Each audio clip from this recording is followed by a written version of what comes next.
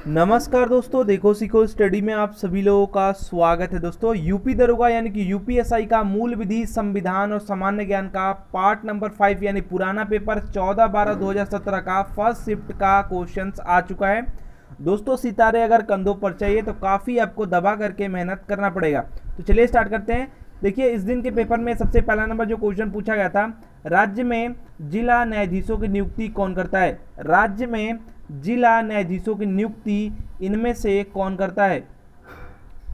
याद रखिएगा, बहुत ही इंपॉर्टेंट है, राज्यपाल करता है। ठीक है, याद रखिएगा, राज्य में जो जिला न्यायाधीश हैं इनकी नियुक्ति कौन करता है, राज्यपाल। ठीक है, या अनुच्छेद याद रखिएगा 233 में जो दोस्तों है भारतीय संविधान के अनुच्छेद 233 में जिला न्यायाधीश यानी कि डिस्ट्रिक्ट जज शब्द का उल्लेख किया गया है, जिसके अंतर्गत जिला न्यायाधीशों की नियुक्ति का प्रावधान है।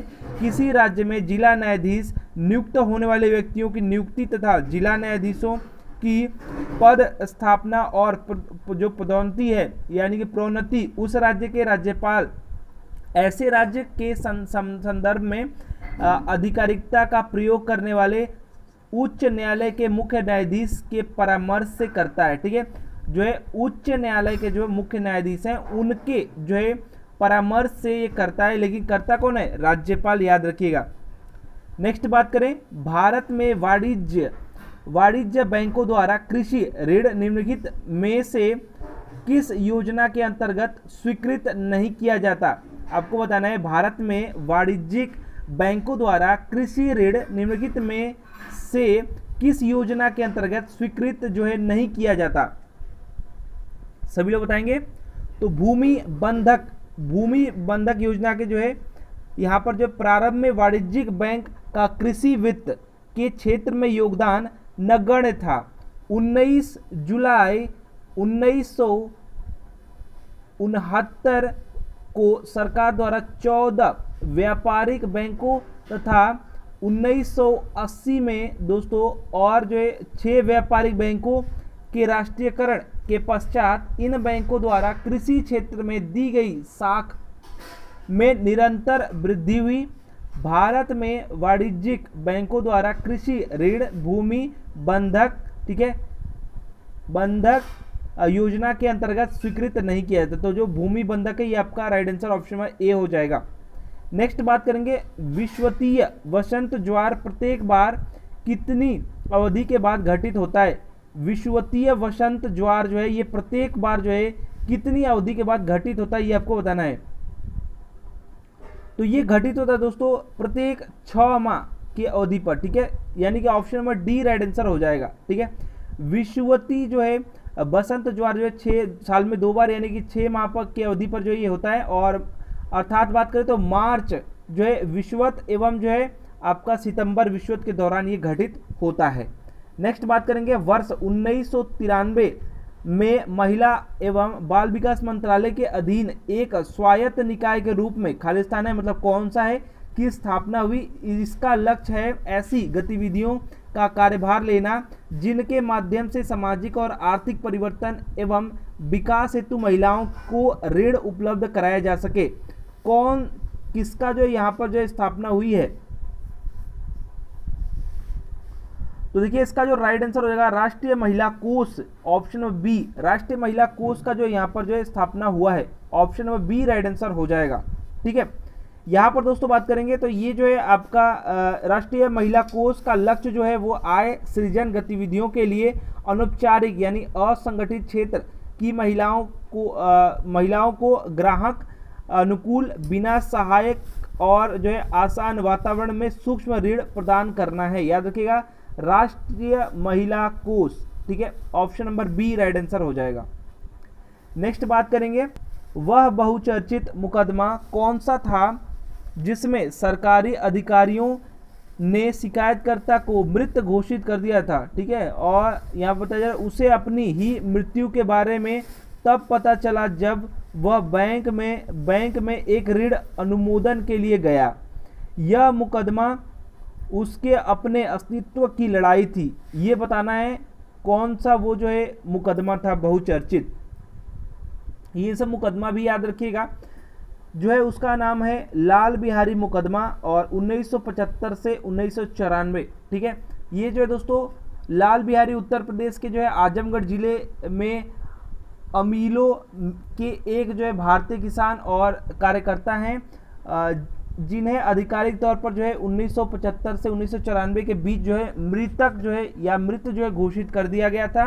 इन्होंने यह साबित करने के लिए 19 वर्ष तक जो है भारतीय नौकरशाही के साथ संघर्ष किया कि वह जीवित हैं। सोचिए। नेक्स्ट बात करेंगे, चौथा परमाणु सुरक्षा शिखर सम्मेलन उत्तर कोरिया आतंकवादी संगठन Islamic state of Iraq and Syria और परमाणु उपकरणों के सुरक्षण पर ध्यान केंद्रित करने के लिए कहां आयोजित किया गया था, मतलब कहां पर आयोजन हुआ है वो आपको बताना है। याद रखिएगा 31 मार्च से 1 अप्रैल 2016 को वाशिंगटन डीसी, यानी ऑप्शन सी राइट आंसर हो जाएगा, वाशिंगटन डीसी में चौथा परमाणु जो है सुरक्षा शिखर सम्मेलन का आयोजन किया गया। इस शिखर सम्मेलन में उत्तर कोरिया द्वारा लगातार किया जा रहा मिसाइल परीक्षण एवं इस्लामिक स्टेट का तीव्र प्रसार वैश्विक शांति एवं सुरक्षा के लिए गंभीर खतरा बताया गया। नेक्स्ट बात करेंगे, निम्नलिखित में से कौन सा वक्तव्य अंतर्राष्ट्रीय शांति और सुरक्षा की अभिवृद्धि के उद्देश्य से भारतीय संविधान में स्थित राज्यों के नीति निर्देशक सिद्धांत में विनिर्देशित रूप से उल्लेखित है। राज्य को प्रयास करना होगा। ऑप्शन नंबर ए में बताया जा रहा है कि अंतर्राष्ट्रीय विधि तथा संधि बाध्यताओं के प्रति आदर बढ़ाने का। बी में बताया जा रहा है कि अंतर्राष्ट्रीय विवादों को मध्यस्थता द्वारा निपटारे के लिए प्रोत्साहन का। और यहाँ पर बताया सी में परमाणु निरस्त्रीकरण और पहला हमला नहीं नीति को प्रोत्साहन देने का। केवल ए बी, मतलब ए और बी, और सी बताया जा रहा है बी और सी, और डी बताया जा रहा है ए बी सी। कौन सा राइट आंसर होगा? तो देखिए यहाँ पर जो है बी, ए और बी, ठीक है, ये वाला नहीं, पहले हमला वाला नहीं, ठीक है, ए और बी यानी अंतर्राष्ट्रीय विधि तथा जो है संधि बाध्यताओं के प्रति आदर बढ़ाने का, और बी में अंतर्राष्ट्रीय विवादों को मध्यस्थता द्वारा निपटारे के प्रोत्साहन का। ए और बी यहाँ पर, यानी बी राइट आंसर हो जाएगा। नेक्स्ट बात करेंगे, सामान्यतया लोकसभा की बैठक में खालिस्तान के दौरान प्रश्न पूछे जाते हैं और इस अवधि को प्रश्नकाल कहा जाता है। एम बताया जा रहा है यहाँ पर जो खालिस्तान है, दूसरे घंटे, भोजनावकाश से पहले 1 घंटे, पहले घंटे और अंतिम घंटे। सभी लोग बताइए इसका राइट आंसर क्या होगा, कब, किसके दौरान? कमेंट बॉक्स में सभी लोग बताएंगे। पहले घंटे, ठीक है, समांतर लोकसभा की बैठक में पहले घंटे के दौरान, यानी ऑप्शन सी राइट आंसर हो जाएगा। प्रश्नकाल पूछे जाते हैं और इस अवधि को जो है प्रश्नकाल कहा जाता है, ठीक है, प्रश्न पूछे जाते हैं। चलिए नेक्स्ट क्वेश्चन बात करेंगे। नेक्स्ट है, भारतीय नागरिकों के मौलिक अधिकारों के संदर्भ में निम्नलिखित में से कौन सा सही है? ए में बताया जा रहा है राज्य किसी भी नागरिक के भाषण एवं अभिव्यक्ति की स्वतंत्रता पर प्रतिबंध लगा सकता है यदि वह दूसरे देशों के साथ भारत के मैत्रीपूर्ण संबंधों पर प्रभाव डालती है। बी में बताया जा रहा है आपातकाल के दौरान स्वतंत्रता के अधिकार को स्थगित किया जाता है तथा प्रतिबंध लगाए जाते हैं। ए बताया जा रहा है ए और बी दोनों, बी बताया जा रहा है ए और बी दोनों नहीं, सी बताया जा रहा है कि केवल ए, और डी बताया जा रहा है केवल बी। तो यहां पर जो है ए और बी दोनों राइट हैं, यानी कि राज्य किसी भी नागरिक के भाषण एवं अभिव्यक्ति की स्वतंत्रता पर जो प्रतिबंध लगा सकता है यदि वह दूसरे देश के साथ जो है भारत की मैत्रीपूर्ण संबंध है इस पर प्रभाव अगर डालती है तो।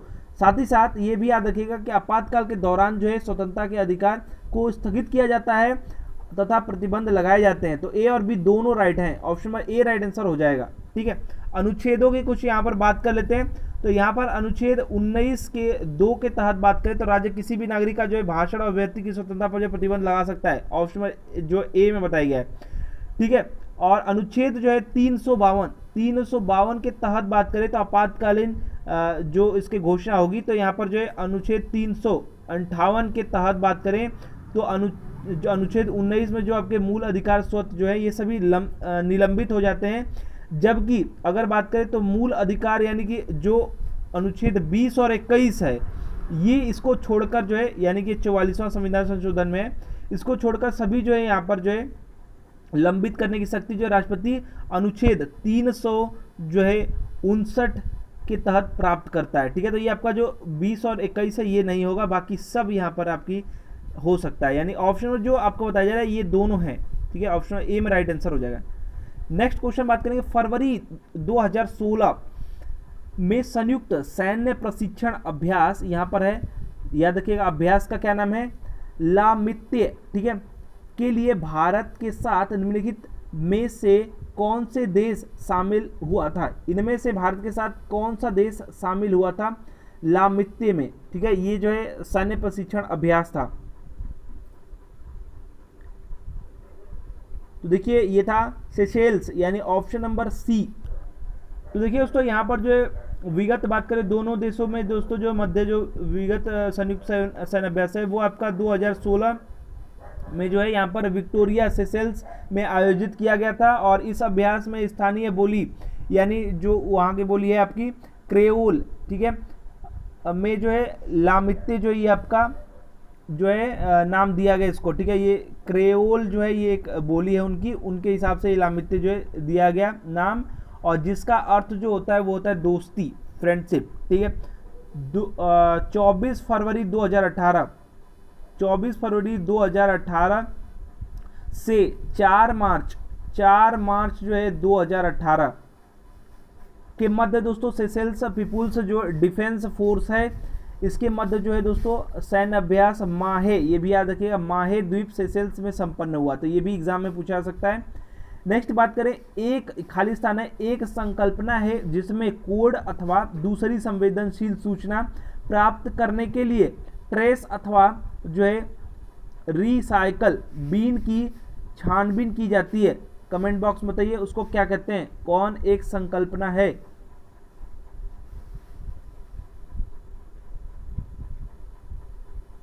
तो ये दोस्तों डंपस्टर, ठीक है, dumpster driving, option number A right answer हो जाएगा।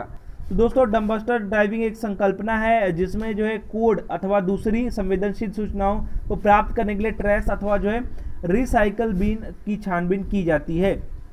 नेक्स्ट क्वेश्चन है, विदेशी संस्थाओं द्वारा शेयर बाजारों में प्रत्यक्ष विदेशी निवेश की सीमा को खालिस्तान तक बढ़ा दिया गया। कहां तक बढ़ा दिया गया, कितने % तक बताइए। विदेशी संस्थाओं द्वारा शेयर बाजारों में प्रत्यक्ष विदेशी निवेश की सीमा को दोस्तों 15% तक जो है बढ़ा दिया गया। Option number A right answer हो जाएगा। ठीक है, नेक्स्ट क्वेश्चन है, संसदीय अथवा स्थानीय सरकार के चुनाव नतीजों की वैधता परखने के लिए जांच प्रक्रिया कौन सी है। कौन सी जांच प्रक्रिया है? जांच प्रक्रिया है चुनाव याचिका। याद रखिएगा, चुनाव याचिका भी हमारे देश की चुनाव प्रणाली की खास विशेषता है। यदि किसी उम्मीदवार द्वारा चुनाव में भ्रष्ट तरीके से अपनाए जाते हैं, भ्रष्ट तरीके अगर अपनाए जाते हैं तो संबंधित क्षेत्र का उम्मीदवार उच्च न्यायालय में याचिका प्रस्तुत कर सकता है। उच्च न्यायालय उसके चुनाव को रद्द कर सकता है यदि यह सिद्ध हो जाता है कि वास्तव में भ्रष्ट साधन अपनाए गए थे। ठीक है, अगर यह सिद्ध हो जाता है तो। चलिए नेक्स्ट क्वेश्चन, निम्नलिखित में से कौन सूचना का अधिकार यानी आरटीआई पे काफी जोर दिया गया है। अगर आप पेपर देखें तो अधिनियम के तहत जो है सूचना प्राप्त नहीं कर सकता। कौन है जो कि सूचना प्राप्त नहीं कर सकता? ऑप्शन नंबर ए भारत में निगमित जो है कंपनी वो, या फिर आपका बी बताया जा रहा है गैर सरकारी संगठन, सी बताया जा रहा है विदेशी। ऑप्शन नंबर ए में ए और सी को बताया गया कि ये नहीं कर सकते हैं, बी में बताया गया ए और बी नहीं कर सकते हैं, और सी बताया गया ए बी सी तीनों नहीं कर सकते हैं, और डी बताया गया केवल सी जो है नहीं कर सकता है, मतलब आरटीआई से जो है अंतर्गत इसकी सूचना नहीं प्राप्त कर सकता है। तो याद रखिएगा यहाँ पर जो है सी राइट आंसर हो जाएगा। ए बी सी ये तीनों जो है सूचना का अधिकार अधिनियम यानी 2005 की धारा 24, याद रखिएगा धारा 24 तथा दूसरी अनुसूची के अनुसार भारत में निगमित कंपनी, ठीक है, गैर सरकारी संगठन और विदेशी इस अधिनियम के तहत सूचना प्राप्त नहीं कर सकते हैं। याद रखिएगा तीनों। नेक्स्ट बात करेंगे धारा 24 है, ये भी याद रखिएगा। नेक्स्ट बात करेंगे लगभग हर खालिस्तान है वर्ष में एक संविधान संशोधन विधेयक पारित किया जाता है जिसके माध्यम से अनुसूचित जाति व जनजाति के आरक्षण तथा लोकसभा और विधानसभा में एंग्लो इंडियन समुदाय का मनोनयन और खालिस्तान वर्षों के लिए बढ़ा दिया जाता है। आपको बताना है कितने वर्ष, क्या बताया जा रहा है, कमेंट बॉक्स में सभी लोग बताएंगे। तो देखिए हर क्या होता है, जो यहाँ पर देख रहे हैं कि यहाँ पर आरक्षण को बार बार बढ़ा दिया जाता है, ठीक है, इनके मनोनयन को आगे बढ़ा दिया जाता है। तो ये कितने वर्ष, आप सुने होंगे कई बार हर 10 साल बाद आरक्षण खत्म हो जाता है, ऐसा सुने होंगे, वही है ये। हर 10 साल जो है वर्ष बाद एक संविधान संशोधन विधेयक पारित किया जाता है जिसके माध्यम से अनुसूचित जाति व जनजाति को आरक्षण तथा लोकसभा और विधानसभा में एंग्लो इंडियन समुदाय को मनोनयन और 10 वर्ष के लिए बढ़ा दिया जाता है। याद रखिएगा ऑप्शन में बी राइट आंसर हो जाएगा। ठीक है, चलिए next question. Read only memory यानी ROM की बात कर, रोम की बात कर रहे हैं, में एक विशेष कार्यक्रम जो ऑपरेटिंग सिस्टम को रैंडम एक्सेस मेमोरी यानी RAM की बात कर रहे हैं में लोड करने के लिए जिम्मेदार होता है, वह निम्न में से कौन सा है? उनमें से, इनमें से ऑप्शन जो दिए हैं उनमें से कौन सा है? यहाँ पर दिया है CMOS यानी कम्प्लीमेंट्री ऑक्साइड जो है सेमीकंडक्टर, और डी बताएगा ड्राइवर, सॉरी बी बताएगा ड्राइवर, सी बताएगा डिस्क ड्राइवर और डी बताएगा बेसिक इनपुट आउटपुट सिस्टम यानी BIOS की बात किया है, कौन सा है? तो दोस्तों यही है बेसिक इनपुट आउटपुट यानी BIOS ही है। यहाँ पर जो है बायोस इसको कहते हैं अंग्रेजी में दोस्तों, ये बेसिक इनपुट आउटपुट सिस्टम शब्द का जो है संक्षिप्त रूप बायोस है। और यहाँ पर इसका सबसे महत्वपूर्ण कार्य कंप्यूटर को चालू करते समय स्वपरीक्षण निर्देश देना होता है। स्वपरीक्षण यह तय करता है कि कंप्यूटर के सभी भाग जैसे हार्डवेयर और सॉफ्टवेयर जैसे मेमोरी और कीबोर्ड आदि सही तरीके से काम करने की स्थिति में हैं। जब एक बार कंप्यूटर में आधारभूत जो है निर्देश लोड हो जाते हैं और स्वपरीक्षण सफलतापूर्वक पूर्ण हो जाता है तो कंप्यूटर आगे की प्रक्रिया पूरा करता है, जिसमें प्रचलन तंत्र यानी ऑपरेटिंग सिस्टम की बात करें लोड करना शामिल होता है। तो ये BIOS का काम है, याद रखिएगा, बहुत इंपॉर्टेंट है, एग्जाम में कई बार आ चुका है।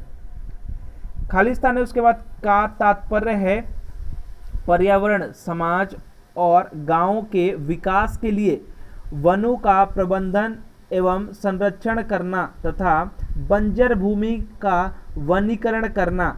ये कौन, किसका तात्पर्य है? इनमें से किसका तात्पर्य है? ये देखिए सामाजिक जो है वानिकी जो है इसका तात्पर्य है, सामाजिक वानिकी का ये तात्पर्य है पर्यावरण, समाज और गांव के विकास के लिए वनों का प्रबंधन एवं संरक्षण करना तथा बंजर भूमि का वनीकरण करना। Option number C right answer हो जाएगा। नेक्स्ट क्वेश्चन है एक स्थानांतरण खेती यानी बेवर किस भारतीय राज्य में प्रचलित है? केरल, आंध्र प्रदेश, असम, मध्य प्रदेश। बताइए बेवर जो है ये किस राज्य में प्रचलित है? याद रखिएगा बेवर जो है Madhya Pradesh. Option number D right answer हो जाएगा। ये दोस्तों स्थानांतरण जो खेती है ये मध्य प्रदेश बेवर या इसको दहिया तथा आंध्र प्रदेश में जो है पोंडू अथवा पेड़ा भी कहते हैं। ठीक है, आंध्र प्रदेश में पोंडू पेड़ा भी कहते हैं, लेकिन यहाँ पर याद रखिएगा मध्य प्रदेश राइट आंसर हो जाए बेवर। ठीक है, और बेवर की बात किया है तो ये मध्य प्रदेश होगा। अगर यहाँ पर बात करता है पेंडा या पोंडू की तो यहाँ पर क्या हो जाता है? आंध्र प्रदेश हो जाता। ठीक है, चलिए नेक्स्ट क्वेश्चन। वर्ष खालिस्तान में उच्चतम न्यायालय की स्थापना हुई कौन से वर्ष में? बहुत ही इंपॉर्टेंट क्वेश्चन, कौन से वर्ष में जो है उच्चतम न्यायालय का जो स्थापना हुआ है? याद रखिएगा 28 फरवरी 1950 को दोस्तों यहाँ पर जो है उच्चतम न्यायालय का जो है यहाँ पर उद्घाटन हुआ है, उद्घाटन यानी 1950 यहाँ पर राइट आंसर हो जाएगा। और गठन की बात करें तो 26 जनवरी 1950, ठीक है। स्थापना option number A right answer हो जाएगा, बहुत ही इंपॉर्टेंट क्वेश्चन है। नेक्स्ट क्वेश्चन है, किसी जनहित याचिका मामले में न्यायालय द्वारा किसी समिति की नियुक्ति के संदर्भ में निम्नलिखित में से कौन सा सही है। ए बताया जा रहा है कि न्यायालय मामले के लिए एक समिति अथवा आयुक्त को नियुक्त कर सकता है ताकि वह उस मामले की छानबीन करे और रिपोर्ट जमा करे। बी बताया जा रहा है समिति अथवा आयुक्त को ये अधिकार भी दिया जा सकता है कि वह शिकायतों का संज्ञान ले और उन्हें जनहित जो है में निपटाए। कौन सा राइट आंसर होगा? केवल बी, केवल ए और बी दोनों। और यहाँ पर सी बताया जा रहा है केवल ए, और डी बताया जा रहा है ए बी दोनों नहीं। कौन सा राइट आंसर होगा? तो यहाँ पर होगा दोनों दोस्तों, ऑप्शन नंबर जो है बी हो जाएगा, ए और बी दोनों। न्यायालय मामले के लिए एक जो है समिति अथवा आयुक्त को जो है नियुक्त कर सकता है ताकि वह उस मामले की छानबीन करे और रिपोर्ट जमा करे। बी में है समिति अथवा आयुक्त को यह अधिकार भी दिया जा सकता है कि वह शिकायतों का संज्ञान ले और उन्हें जो है जनहित में निपटाए, ठीक है। नेक्स्ट क्वेश्चन, भारतीय संविधान का पहला संशोधन वर्ष यहाँ पर खालिस्तान है में कार्यान्वित हुआ जिसके माध्यम से भाषण एवं अभिव्यक्ति की स्वतंत्रता के दुरुपयोग तथा जमींदारी उन्मूलन कानून की वैधता से संबंधित प्रावधान बनाए गए। आपको बताना है वर्ष, कौन से वर्ष में। याद रखिएगा option number C right answer हो जाएगा 1951 में, ठीक है। 1951 भारतीय संविधान का पहला संशोधन जो आपका हुआ है वो आपका हुआ है एक्ट। अगर बात करें तो यहाँ पर जो है कॉन्स्टिट्यूशन फर्स्ट अमेंडमेंट बात करें तो 1951 जो है नाम दिया गया। और जवाहरलाल नेहरू द्वारा दोस्तों मई जो है 1951 में जो है 1951 में दोस्तों इसके लिए जो है इसे पेश किया गया। और जो बात करें तो जून जो है 1951 में जो है संसद में पास कर दिया गया। और बात करें तो संविधान के पहले संशोधन के तहत भाषण एवं अभिव्यक्ति की स्वतंत्रता का दुरुपयोग तथा जमींदारी उन्मूलन कानूनों की वैधता से संबंधित प्रावधान किए गए, ठीक है। तो याद रखिएगा क्या चीज़ है और क्यों है। नेक्स्ट बात करेंगे, जिन महिलाओं की आय यहाँ पर बताया गया इकाई दर सैकड़ा, हजार, 10,000, लाख यानी 6 लाख रुपए है, वित्तीय वर्ष 2016-17 में उनके लिए आयकर की दर क्या है। ये 2016-17 का बोला है। तो देखिए अगर 6 लाख है तो यहाँ पर उस समय 20% था, ठीक है, 20%, ठीक है। यहाँ पर अगर 6 लाख के अंदर है तो इनका जो है आयकर 20%। और वित्तीय वर्ष याद रखिएगा 2020-21 का बहुत इंपॉर्टेंट है। जिन महिलाओं का दोस्तों यहाँ पर जो है 6 लाख अगर है तो इनके लिए जो आयकर जो दर होगी वो वैकल्पिक 10% होगी, ठीक है। 2020-21 की बात कर रहे हैं, ये पूछा था 2016-17 के लिए। नेक्स्ट बात करेंगे, ये जो है आपका यातायात चिन्ह जरूर दे रहा है, जैसे कि मैं बोल रहा था कि यातायात चिन्ह एक क्वेश्चन जरूर से जरूर आ रहा है। तो ये बताइए कि इस यातायात चिन्ह का मतलब क्या होगा। इस यातायात चिन्ह का मतलब क्या होगा। तो इसका जो मतलब जो क्वेश्चन पूछा गया था इसका मतलब है आगे 2 मोड़ हैं, पहला बाईं तरफ, ठीक है। ऑप्शन नंबर सी, आगे 2 मोड़ है, पहला बाईं तरफ, ऑप्शन सी राइट आंसर हो जाएगा। नेक्स्ट बात करेंगे, भारतीय दंड संहिता की धारा 405 से 409 किस विषय से संबंधित है। 405 से 409 जो है ये किस विषय से संबंधित हैं। तो देखिए ये जो संबंधित है ये है आपराधिक विश्वास भंग से संबंधित है, आपराधिक विश्वास भंग से संबंधित ये हैं, ठीक है। आपराधिक न्यास या जो है विश्वास भंग विषय से संबंधित हैं। नेक्स्ट बात करेंगे, किस केंद्रीय मंत्री ने अंतरराज्य परिषद यानी ISC की 12वीं स्थायी समिति की बैठक की अध्यक्षता की थी। किस केंद्रीय मंत्री ने अंतरराज्य परिषद यानी ISC की 12वीं स्थायी समिति की बैठक की अध्यक्षता की थी। देखिए राजनाथ सिंह जी ने इसकी अध्यक्षता की, ठीक है। अंतर राज्य परिषद के विचारणार्थ मामले पर लगातार जो है परामर्श करने और कार्रवाई करने के लिए अंतर राज्यीय जो है परिषद की स्थायी समिति का गठन किया गया है। स्थायी समिति के अध्यक्ष के रूप में केंद्रीय गृह मंत्री, और उस समय की ये बात कर रहे हैं, ठीक है। सदस्यों के रूप में जो है कैबिनेट रैंक के 5 जो है केंद्रीय मंत्री, और जो है अंतर राज्य परिषद के अध्यक्ष द्वारा नामित जो है 9 जो है राज्यों के मुख्यमंत्री। तत्कालीन केंद्रीय जो है मंत्री राजनाथ सिंह जी ने नई दिल्ली में आयोजित जो है अंतर राज्यीय परिषद यानी ISC की जो है स्थायी समिति की 12वीं बैठक की जो है यहाँ पर 2017 में अध्यक्षता की। बैठक का उद्देश्य जो था वो केंद्र राज्य संबंधों पर 25 आयोग की सिफारिशों पर जो है चर्चा करना था। नेक्स्ट है, निम्नलिखित में से कौन सा अधिदिष्ट जो है मुद्रा के बारे में सच है? ए, भंडार और सोने द्वारा समर्थित। बी, विकसित अर्थव्यवस्थाओं में बहुत कम उपयोग किया जाता है। सी, पर्ण बाजार का एक रूप है। और डी बताया जा रहा है कोई आंतरिक मूल्य नहीं है। सभी लोग बताइए इसका राइट आंसर क्या होगा?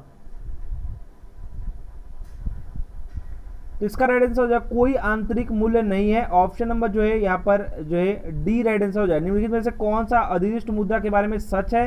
कोई आंतरिक मूल्य नहीं है। ऑप्शन में डी राइट आंसर हो जाएगा। नेक्स्ट बात करेंगे, भारतीय संविधान की कौन सी अनुसूची में दल बदली के आधार पर पात्रता रद्द करने का प्रावधान है? दल बदली करेंगे तो कौन सी अनुसूची में उसकी पात्रता रद्द करने की जो है यहाँ पर प्रावधान दिया गया है? तो देखिए अनुसूची जो है वो है 10वीं अनुसूची, ठीक है। यहाँ पर संविधान संशोधन जो है 52वें जो है संविधान संशोधन जो है 1985 के द्वारा सांसदों तथा विधायकों द्वारा एक राजनीतिक दल से दूसरे दल में यानी दल बदल के आधार पर जो अयोग्यता के बारे में प्रावधान किया गया है, इसे संविधान की 10वीं अनुसूची में जोड़ा गया है। इस कानून को सामान्यतः दल बदलू कानून कहा जाता है। याद रखिएगा ये 10वीं अनुसूची में है, ठीक है। और संविधान संशोधन 52वां और अधिनियम जो है 1985। नेक्स्ट बात करेंगे, द्वितीय विश्व युद्ध के दौरान भारत का वायसराय कौन था? द्वितीय विश्व युद्ध के दौरान भारत का वायसराय कौन था? तो लिन लिथगो यानी ऑप्शन नंबर डी लॉर्ड लिन लिथगो थे, ठीक है। द्वितीय विश्व युद्ध याद रखिएगा 1939 से 45 यानी 1945, ठीक है, के मध्य हुआ। अगर बात करें तो द्वितीय विश्व युद्ध के दौरान जो वायसराय था वो था लिन लिथगो, ठीक है। और लॉर्ड जो है यहाँ पर अगर बात करें, यहाँ पर देखिए ये जो थे वो 1900 जो है यहाँ पर 36 से लेकर 43 तक थे, और 43 से 47 तक जो है यहाँ पर कौन था? वेवेल था इसके बाद, ठीक है। तो जो भी ऑप्शन रहेगा उसके हिसाब से आंसर करेंगे। यहाँ पर ऑप्शन में डी राइट आंसर हो जाएगा। नेक्स्ट बात करेंगे, 30 नवंबर 2017 को भारत के मंत्रिमंडल सचिव कौन थे? 30 नवंबर 2017 को भारत के मंत्रिमंडल सचिव जो है कौन थे? तो उस समय का पूछा है, प्रदीप कुमार सिन्हा जी थे। ऑप्शन में बी राइट आंसर हो जाएगा, ठीक है। यहाँ पर जो है ये 13 जून जो है 2015 से लेकर के 30 जो है अगस्त 2019 तक, ठीक है, ये रहे हैं। और यहाँ पर बात करें तो 30 अगस्त के बाद, ठीक है, इसके बाद 2019 से लेकर के, ठीक है, राजीव गौबा जी भारत के जो है मंत्रिमंडल सचिव हैं, ठीक है, राजीव, ठीक है, गौबा जी। नेक्स्ट बात करेंगे, विश्व में अभिज्ञात जैव विविधता संवेदनशील स्थल की संख्या के बीच है, मतलब किसके बीच है? अभिज्ञात जो है जैव विविधता संवेदनशील स्थल कौन सा है, कितने हैं, मतलब किसके किसके बीच में? तो ये 31 से 40 जो है संख्या इनकी है, ठीक है, 31 से 40 के बीच इनकी संख्या है, ठीक है। ऐसे क्षेत्रों को अति संवेदनशील कहा जाता है जो स्थानिक प्रजातियों, किसी क्षेत्र विशेष की एक मूल प्रजाति जो केवल उसी क्षेत्र में पाई जाती है के लिहाज से अत्यंत समृद्ध होते हैं। साथ ही ऐसे क्षेत्र मानव गतिविधियों से काफ़ी प्रभावित एवं परिवर्तित होते हैं। वर्तमान में विश्व भर में जो है 36 के करीब यानी 31 से लेकर के 40 कह सकते हैं जैव विविधता संवेदनशील स्थानों की पहचान की गई है। Option number B right answer हो जाएगा। नेक्स्ट बात करेंगे गैस्ट्रोक्नीमियस मांसपेशी मानव शरीर के किस भाग में स्थित है। गैस्ट्रोक्नीमियस जो है मांसपेशी मानव शरीर के किस भाग में स्थित है, सभी लोग कमेंट बॉक्स में बताएंगे। ये जो स्थित है ये है निचली टांग में जो है गैस्ट्रोक्नीमियस जो मांसपेशी है, और ये पेशी जो है प्राणियों में जो है आकुंचित होने वाला यानी कि कह सकते हैं कि ऊतक है ये, ठीक है। और इनमें जो है आकुंचित होने वाले गुण होते हैं जो कोशिका का आकार बदल देते हैं। पेशी कोशिकाओं द्वारा निर्मित उस ऊतक को पेशी ऊतक कहा जाता है जो समस्त अंगों में गति उत्पन्न करता है।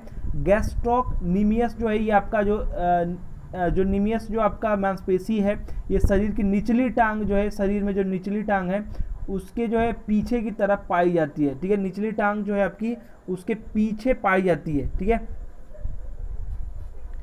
नेक्स्ट बात करेंगे निम्नलिखित में से कौन सा जिंक का एक अयस्क है। जिंक का अयस्क इनमें से कौन सा है। जिंक का अयस्क इसमें से कौन सा है।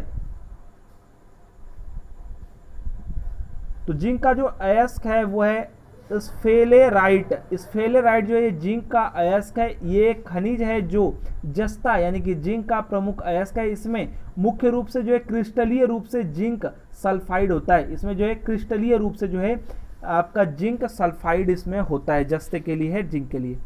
नेक्स्ट बात करेंगे एक अखिल इस्लामिक आंदोलन तहरीक ए जो है रेशमी रुमाल किस आंदोलन से शुरू हुआ। ये किस आंदोलन से शुरू हुआ ये आपको बताना है, किस आंदोलन से ये शुरू हुआ। तो याद रखिएगा देवबंद आंदोलन से। Option number A right answer हो जाएगा। देवबंद आंदोलन से ये शुरू हुआ, ठीक है। ये शुरू हुआ कब 1913 से 1920 के बीच जो है जो देवबंदी नेता द्वारा जो है आयोजित एक आंदोलन ये था, ठीक है।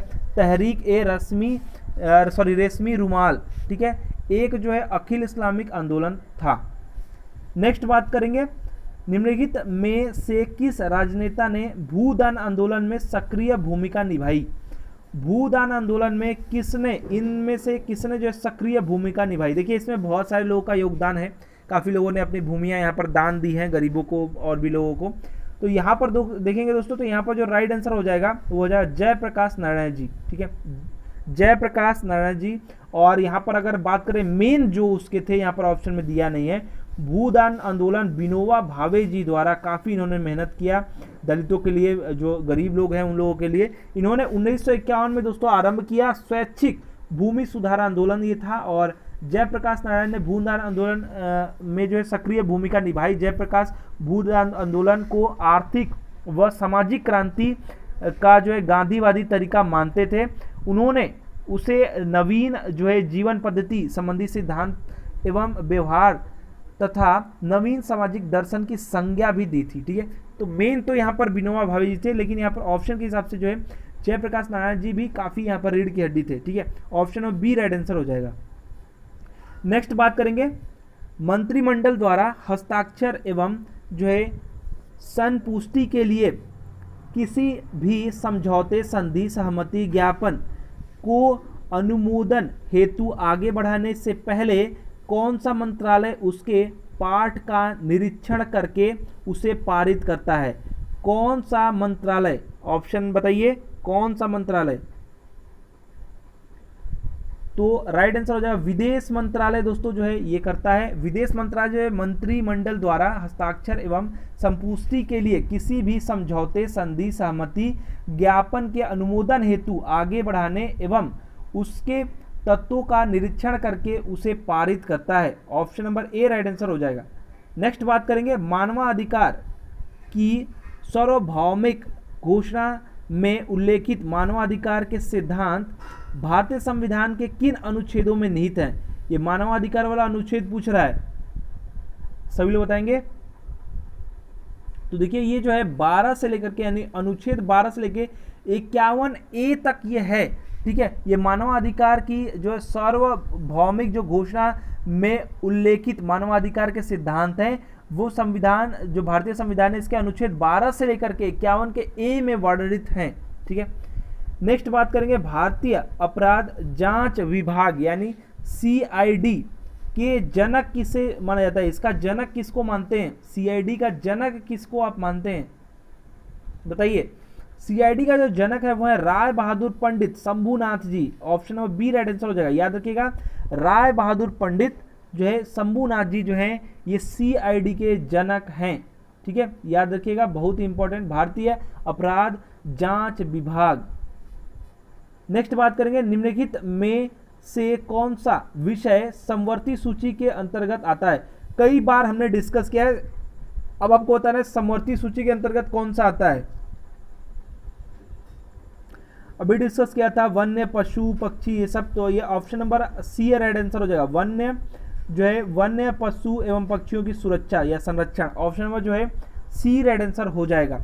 देखिए याद रखिएगा समवर्ती सूची जरूर एग्जाम में आएगा। संविधान ने जो है 7वीं अनुसूची में केंद्र एवं राज्य के बीच जो है विधायी जो है विषयों के संदर्भ में जो है त्रिस्तरीय व्यवस्था की है, या कह सकते हैं कि बंटवारा किया है, ठीक है। इसमें सूची नंबर 1 जिसको संघ सूची कहते हैं, सूची नंबर 2 जो जिसको राज्य सूची कहते हैं, सूची नंबर 3 यानी जिसको समवर्ती सूची कहते हैं। विषय जो है दोस्तों, विषय जो है आपके सूची का मिलान इस प्रकार करें, मतलब कि भूमि की बात करें और भवन की और कर की बात करेंगे, तो ये दोस्तों जो है आपकी सूची जो है पहला है, ठीक है। और यहाँ पर दोस्तों बात करेंगे तो ये राज्य सूची का है, ठीक है। ये जो है राज्य, ये सूची नंबर दूसरा का है, राज्य सूची का है। और यहाँ पर जो है पथकर जो है ये भी आपका राज्य सूची का यानी सूची नंबर दूसरा का है। और बात करेंगे यहाँ पर वन्य जीव वाला, तो ये मैंने बता दिया कि समवर्ती सूची यानी सूची नंबर तीसरा का ये है। और जो डाक घर बचत खाते ये जो संघ सूची का यानी सूची नंबर 1 का है, ठीक है। तो ये बंटवारा है, कर लीजिएगा, देख लीजिएगा, याद कर लीजिएगा, बहुत बार एग्जाम में रिपीट होता है। चलिए नेक्स्ट और सेकेंड लास्ट क्वेश्चन, मंत्रिमंडल सचिवालय में किसका गठन किया गया है ताकि सरकारी और निजी दोनों क्षेत्रों में ठप पड़ी जो है निवेश परियोजनाओं पर नजर रखी जा सके तथा उनके कार्यान्वयन में आ रही बाधाओं को जल्द से जल्द दूर किया जा सके। ऑप्शन नंबर ए जो है NIC PPP PMG, फिर उसके बाद है NPMG, कौन सा है।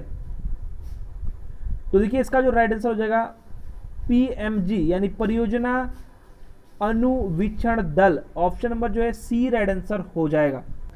कुछ चीजें यहाँ पर देख लीजिए, मंत्रिमंडल सचिवालय में जो परियोजनाओं का अनुवीक्षण जो है दल जो है PMG का गठन जो है 2013 में किया गया। यह बड़े सार्वजनिक निजी और सार्वजनिक निजी भागीदारी यानी PPP परियोजना के निर्माण हेतु फास्ट ट्रैक की तरह जो है विभिन्न मुद्दों को हल करने का एक जो है संस्थागत तंत्र है।